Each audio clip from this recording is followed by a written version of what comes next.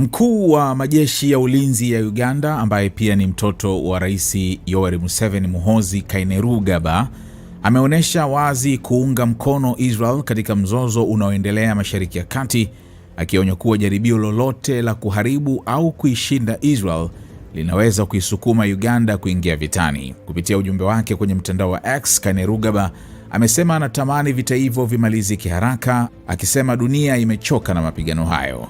Hata hivyo, alisisitiza kuwa Uganda itasimama upande wa Israel iwapo usalama wake utatishiwa.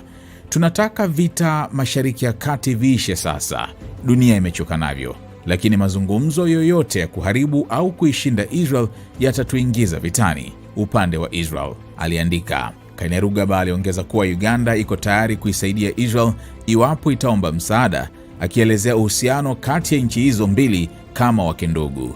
Pia alitaja sababu za kidini, akisema Uganda inasimama na Israel kwa kuwa ni taifa la Kikristo. Alikumbushia pia uhusiano wa kihistoria, akisema Israel iliisaidia Uganda katika miaka 1980 na 1990 na kwamba sasa Uganda iko tayari kurudisha msaada huo. Aidha, Kainerugaba alisema atakuwa Jerusalem katika siku yake ya kuzaliwa na ana matumaini kuwa vita vitakuwa vimekwisha kufikia wakati huo.